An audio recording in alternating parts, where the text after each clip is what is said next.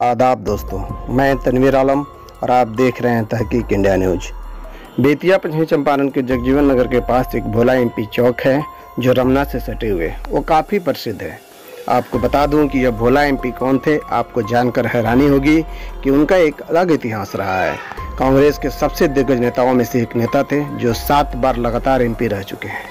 इनकी लोकप्रियता को देखकर स्वर्गीय श्रीमती इंदिरा गांधी जी ने इन्हें फादर ऑफ पार्लियामेंट कहकर संबोधित की थी।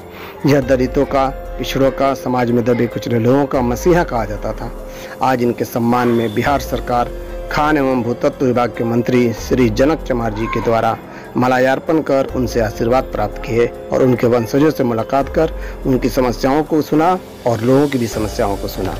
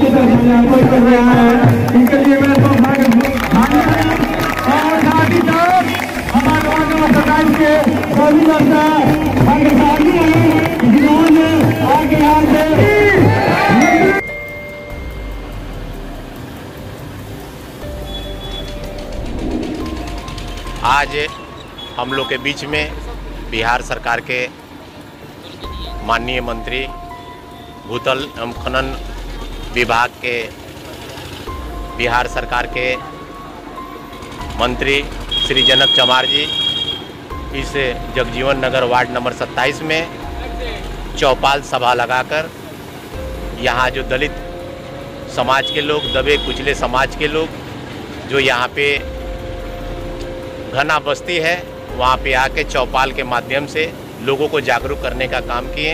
बिहार सरकार की योजना और केंद्र सरकार की जो योजनाएं चल रही है, उस योजना का लाभ हर गरीबों तक पहुँच रहा है कि नहीं पहुँच रहा है, इसके बारे में उन्होंने लाभ के बारे में जानकारी दी और ज़्यादा फोकस उन्होंने किया कि शिक्षा के अधिकार पर, कि लोगों को जागरूक किए कि लोग शिक्षित हो, संगठित हो, तब जाके समाज का कल्याण होगा, इस समाज का कल्याण होगा।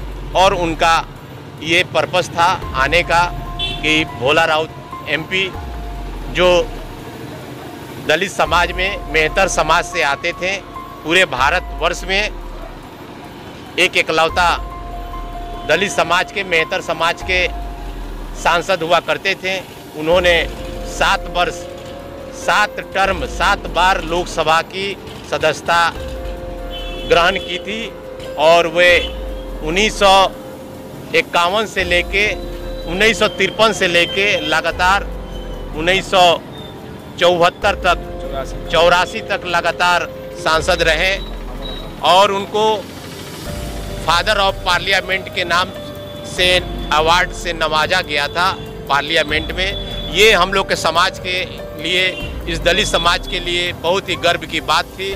और आज यहाँ पर जो स्मारक जो आप यहाँ पर देख रहे हैं, स्वर्गीय श्री भोला राउत एमपी चौक जो नाम से यह निर्मित है, ये बहुत यहाँ के इस बेतिया वासियों के लिए बहुत ही गौरव और सम्मान की बात है कि यहाँ के स्थानीय नागरिक 7 बार एमपी रहे हैं बगहा से और माननीय मंत्री जी ने आके यहाँ के लोगों को आश्वस्त किया, आश्वासन दिया कि जो भी बिहार सरकार की योजना है, अगर उसमें किसी भी प्रकार की गड़बड़ी होती है तो उनको बताया जाए, उनको लिखित आवेदन दिया जाए। यही सब बात के साथ माननीय मंत्री जी का व्यस्त कार्यक्रम था, वे दूसरे कार्यक्रम में चले गए। बहुत बहुत धन्यवाद।